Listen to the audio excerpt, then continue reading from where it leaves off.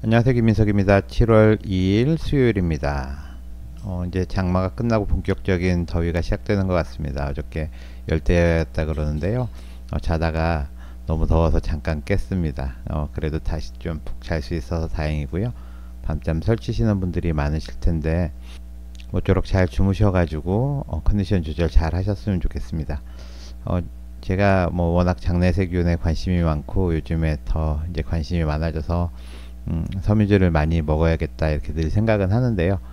또 이제 식사를 자주 안 하거든요. 하루에 이제 한두 끼 정도 먹는데 이제 밖에서 주로 사 먹으니까 밖에서 이제 뭘 먹으면 사실 섬유질이 많은 걸 먹기가 어렵습니다. 잘 팔지를 않아 가지고요. 주로 이제 섬유질 없는 그런 것들만 팔아서 아무래도 이제 제품들에 그 관심이 많이 생기거든요. 그래서 제가 이제 먹는 제품 잠깐 소개를 해드리면 뭐 여러 번 보여드렸지만 요거는 이제 아오지루라 그래서 그 일본에서 이제 나오는 건데요. 그 보리 새싹을 이제 갈아서 만든 거고, 요거 한 포에 이제 3g이 들어 있습니다. 그래서 보통 하루에 이제 한 포 아니면 두 포 정도 먹고요. 그다음에 요거는 이제 CNR이라는 곳에서 나온 건데, 그 강황을 발효시킨 그런 제품입니다. 보통 강황이 조금 먹으면 매워가지고 그 위장장애 같은 게 생기는데, 이제 발효를 잘 하셔갖고 이거는 하루에 한두 포 먹어도 특별히 이제 불편한 게 없고요. 그다음에 이 제품은 이제 메타지놈이라고 김지호 원장 그 한의사인데 김지호 원장이 개발한 그 여러 가지 이제 균이 들어있는 거라는데 이것도 이제 3g 정도 됩니다. 어, 이거는 뭐 아직 먹어보지는 않았는데요. 이제 주문했더니 이제 오늘 왔습니다. 그 김지호 원장님이 소개를 해줬는데 이제 풀무원에서 그 액상으로 된 그런 섬유질 제품을 만든 것 같아요. 이제 모두 101가지인가 뭐 이렇게 각종 과일 야채를 섞었다 그러는데요. 내부에는 이제 이렇게 생겼습니다. 그래서 요거는 무게는 이제 8g이라고 되어 있는데요. 보니까 섬유질은 한 2g 정도 들어있는 것 같습니다. 이러니까 뭐 공동 구매하는 사람 같은데요. 이렇게 이제 모두 포로 된 거는 4가지를 먹고 있는데 합치면 이제 하루에 11g 정도의 섬유질을 이제 이런 제품을 통해서 먹고요. 이것 말고도요. 이제 버섯가루도 먹고 또 청국장 가루도 먹고 또 메주가루도 먹고 발효 미강도 먹고 이래가지고 계산을 정확히 해보지는 않았는데 한 30g 정도는 이렇게 가루로 먹고 있는 것 같습니다. 그래서 매일 아침마다 화장실 가는데 이제 큰 문제는 없고요. 조만간 그 장내 미생물 검사를 한번 받아보려고 하거든요. 결과가 나오면 이제 함께 공유를 해드리겠습니다. 오늘은 이제 그 목욕하는 거에 대해서 좀 말씀을 드릴 텐데요. 제가 그 목욕하는 거 굉장히 좋아합니다. 어렸을 때 이제 집에 욕조가 있어서 거기 들어가서 뭐 뜨거운 물이고 찬물이고 하루 종일 놀았던 그런 기억이 나는데요. 요즘에는 이제 그 있던 욕조도 자꾸 없애고 이제 그 샤워 부스로 바꾸는 그런 집들이 많고요. 저희 집에도 이제 욕조는 없습니다. 그 욕조가 있으면 좀 그 다치기도 하고요. 욕조에 이제 들어갔다 나왔다 하면서 이제 목욕탕에서 넘어져서 크게 다치시는 분들이 많거든요. 아마 그런 것 때문에 이제 없어지는 것 같기도 하고, 또 이제 목욕을 의외로 즐기지 않는 분들도 꽤 있더라고요. 저는 뜨거운 물에 들어가는 걸 엄청 좋아하는데 또 저희 가족들은 또 그걸 별로 안 좋아하거든요. 그래서 이게 목욕도 좋아하는 사람이 있구나 이제 그런 거 처음 알게 됐고요. 아무튼 이제 저는 목욕을 좋아하는데 그 집에 욕조가 없다 보니까 온천이 있으면은 꼭 한번 가보고요. 대중탕도 이제 눈에 띄면 이제 가는데 이제 서울에는 땅값이 비싸서 그런지 이제 대중탕도 자주 안 보이는 것 같습니다. 네. 근데 이제 일본에 여행을 가보면 이제 호텔방은 한국보다 훨씬 작거든요. 그리고 이제 목욕탕도 유니패스라 그래가지고 플라스틱 같은 걸로 지어놓은 굉장히 작은 그런 화장실, 목욕탕하고 화장실이랑 같이 돼 있는 그런 곳인데 그 안에서 몸을 움직이기도 힘들 정도로 좁은데 신기한 게 항상 그 욕조가 있습니다. 그래서 욕조가 상당히 깊어가지고 이제 물을 받으면 전신을 다 담을 수 있는 이제 그런 게 있고요. 일본말로 그 욕조를 이제 오후로라 그러거든요. 그래서 일본 드라마나 영화 같은 거 보면 집에 오면 항상 그 오후로에 들어가서 몇 분이건 몸을 담그고요. 그러고 나와서 이제 시원한 맥주 한 잔 막 먹고 이러는 게 이제 드라마에 자주 나오는데요. 실제로 이제 일본 사람들은 그렇게 매일매일 이렇게 욕조에 몸을 담근다 그럽니다. 그래서 목욕이 이제 건강에 좋다 이런 것들은 이제 목욕탕 가면은 그 문구로 많이 붙어 있잖아요. 근데 목욕탕에서 목욕이 좋다고 붙여놓으니까 아무래도 좀 신뢰가 덜 하잖아요. 근데 이번에 그런 논문이 하나 나와서 이제 소개를 해드리겠습니다. 먼저 블로그 글을 한번 읽어보겠습니다. 신부 체온을 높여 면역력을 깨우는 법, 온탕의 과학적 효능. 일본 호텔에 가면 방이 무척 좁습니다. 목욕탕은 더 좁습니다. 하지만 일본 호텔 목욕탕에는 항상 욕조가 있습니다. 한국의 욕조보다 길이가 짧아도 깊어서 온몸을 담글 수 있습니다. 이런 작은 차이가 건강에 큰 영향을 미칠 수 있다는 사실을 알고 계셨습니까? 최근 오리건 대학교 바우어만 스포츠 과학센터에서 진행된 흥미로운 연구가 그 답을 제시하고 있습니다. 우리는 흔히 사우나와 온탕 모두 뜨거운 열로 몸을 풀어주는 역할을 한다고 생각하지만 이 연구는 둘 사이에 중요한 생리학적 차이가 있음을 보여주었습니다. 이 연구는 온탕, Hot Water Immersion, HWI, 전통 사우나, 트래디셔널 사우나, TRAD, 그리고 원적외선 사우나, Far Infrared 사우나, FIR이 신부 체온, 심혈관 반응, 면역 반응에 미치는 영향을 비교했습니다. 20명의 건강한 성인 남녀 평균 24살을 대상으로 각기 다른 방식으로 45분간 열에 노출시킨 후 신체 변화를 측정했습니다. 연구 결과 온탕이 신부 체온을 가장 효과적으로 높였습니다. 물이 공기보다 열 전도율이 24배 높기 때문에 온탕에 있으면 열 전달이 더 효율적으로 이루어지기 때문입니다. 또한 물속에서는 땀을 통한 열 발산이 어려워 체온 상승 효과가 극대화됩니다. 심박출량 역시 온탕에 있을 때 가장 크게 증가했습니다. 체온을 높이고 혈액순환이 좋아진다는 뜻입니다. 특히 주목할 만한 점은 면역 반응입니다. 온탕만이 인터류킨6 수치와 자연살해세포와 세포 독성 T세포의 수를 높였습니다. 이는 운동이 만성 염증을 줄이는 것과 유사한 메커니즘입니다. 반면 전통 사우나와 원적외선 사우나는 이러한 면역 및 염증 반응을 거의 유발하지 않았습니다. 온탕이 신부 체온을 높여서 이런 면역학적 반응이 나타난 것으로 보입니다. 현재 우리나라에서는 욕조를 없애고 샤워부스를 설치하는 경우가 늘고 있습니다. 공간 활용 측면에서는 효율적일 수 있지만 건강 증진이라는 관점에서 볼 때 욕조의 필요성을 제고해 볼 필요가 있습니다. 규칙적인 운동이 가장 중요하지만 운동이 어려운 상황에서는 온탕이 효과적인 대안이 될 수 있음을 염두에 두시기 바랍니다. 오늘 저녁에는 오랜만에 대중탕에 들러야겠습니다. 이번 연구에는 이제 젊고 건강한 남녀 이제 각각 10명씩 이제 20명만 참여한 소규모 실험이지만 여러 가지 그래도 3가지 방법을 이제 비교했다는 게 좀 의미가 있는 것 같고요. 상당히 다양한 지표들을 측정을 했기 때문에 유익한 정보를 상당히 많이 주는 것 같습니다. 저처럼 이제 목욕 좋아하는 사람한테는 좋은 뉴스고 목욕탕 들어가는 걸 그렇게 좋아하지 않는 사람한테는 뭐 이런 논문이 하나 있다고 해서 쉽게 들어가진 않을 것 같은데요. 이제 동물들 키워봐도 그 고양이들은 진짜 목욕하기 싫어하잖아요. 근데 이제 강아지 중에 일부는 또 목욕하는 거 좋아하는 것 같기도 하고, 그래서 동물도 물 좋아하는 동물이 있고 싫어하는 동물이 있는 것처럼 사람 중에도 좀 그런 종류가 있는 것 같고요. 아메리칸 저널 오브 피지올로지, 이제 피지올로지라는 게 생리학이거든요. 그게 저널이고, Comparison of Thermoregulatory, Cardiovascular and Immune Responses to different passive heat therapy modalities 라고 되어 있고요. comparison은 이제 비교고요. thermo라는 게 온도고, regulation 체온 조절이죠. cardio 심장이고, vascular는 혈관입니다. 이제 심혈관, immune은 면역이고요. 이 3가지 반응을 말한 거죠. 체온 조절 반응, 심혈관 반응, 면역 반응. to 어디에 대한 different passive heat therapy. 그래서 열요법인데 여기 패시브라고 돼 있죠. 그래서 몸에서 이제 자발적으로 온도를 높이는 건 이제 액티브가 되고요. 주로 운동이 되겠죠.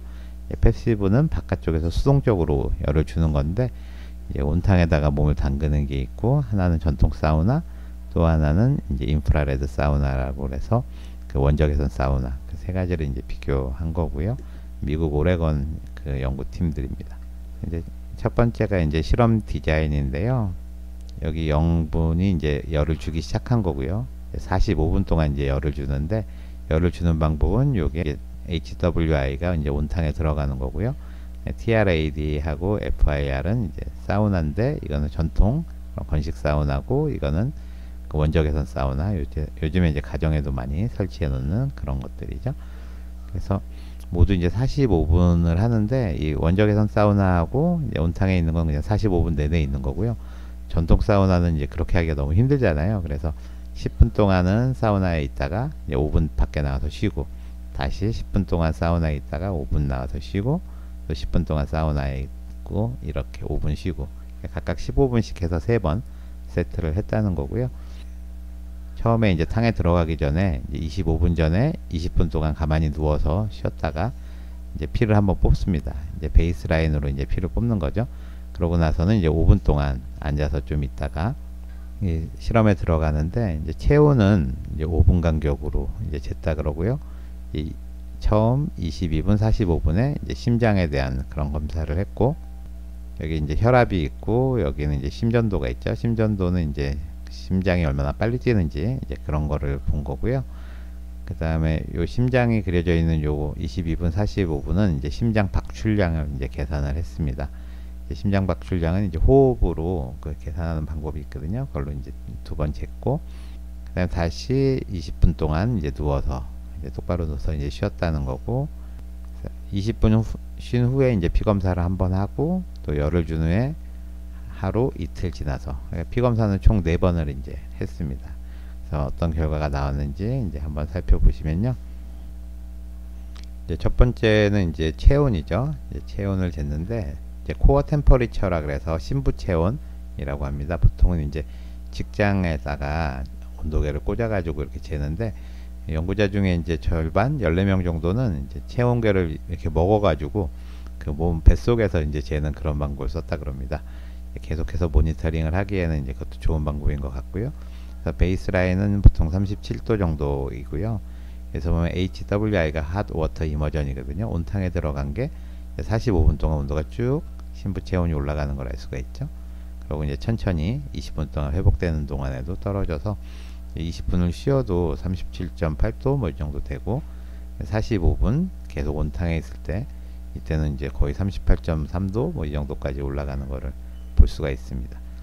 그다음에 이제 전통 사우나가 그 다음이고, 원적외선 사우나는 별로 체온이 올라가지 않는 거를 이제 볼 수가 있죠. 다음은 이제 피부 체온입니다. 피부 체온을 보시면 이렇게 10분 동안에 가장 많이 올라간 거는 이게 그 전통 사우나거든요. 그러다 이제 뚝 떨어졌죠. 5분 동안 휴식 시간이기 때문에 이제 떨어지는 거고, 다시 피부 체온이 올라갔다 떨어졌다, 피부 체온이 올라갔다 떨어졌다. 그래서 피부 체온이 상당히 올라가는 거는 전통 사우나란 거죠. 아무래도 피부를 통해서 주로 열이 들어오기 때문에 그런 것 같고, 그에 비해서 이제 원적외선 사우나도 피부 온도를 이제 쭉 올리는 것을 볼 수가 있고, 온탕욕인 경우에는 이제 피부 온도는 보시면 시작할 때는 피부 온도가 이제 다들 한 32도 정도인데 한 36도, 7도 정도까지 이렇게 올라가는 거 알 수 있습니다. 온탕 온도는 참고로 이제 40도짜리 물에 들어가 있었다 그러거든요. 그래서 물 온도보다는 이제 피부 온도가 올라가지 않는 걸 알 수가 있고요. 평균 체온인 경우에도 이제 가장 많이 올리는 거는 지금 보시면 온탕에 있는 거고요. 그 사우나에 있는 거는 이렇게 올라갔다 내려갔다 하는 그런 패턴을 보이고, 원적외선을 째서는 이제 한 37도 정도의 이제 평균 체온을. 두 번째 그림은 그 땀 소실량입니다. 땀 소실량인데 보시면 온탕에 들어가서 45분 있으면 이제 900g 정도 이렇게 수분이 이제 소실된다는 거죠. 그러니까 땀이 상당히 많이 나오는 겁니다. 그래서 이제 온탕에 1시간 정도 담갔다가 나오면은 한 1kg 체중이 쏙 빠지거든요.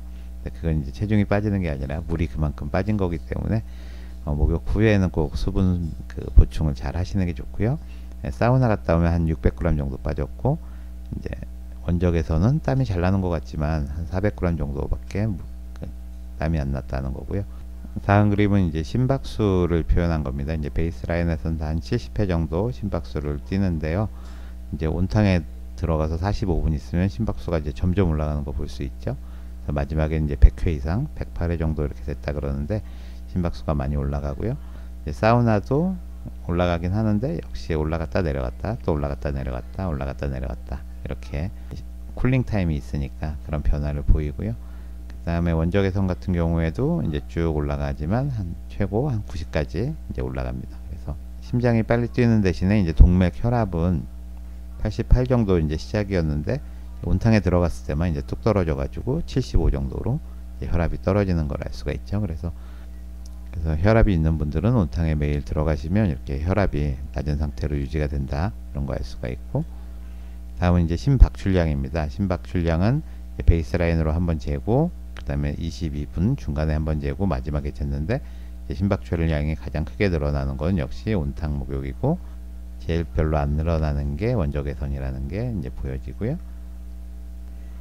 다음은 이제 피 검사를 했잖아요. 베이스라인에서 피 검사를 하고, 그 다음에 막 나와서 잠깐 쉰 다음에 이제 피 검사를 한번 했고, 하루 이틀 후에 피 검사를 했는데, 인터류킨 6라는 게 그 염증 반응에서 나타나는 그런 그 인터류킨이거든요. 근데 온탕에 들어갔다가 이제 잠시 쉬었을 때 쟀을 때 이게 훅 올라가는 걸 알 수가 있고요.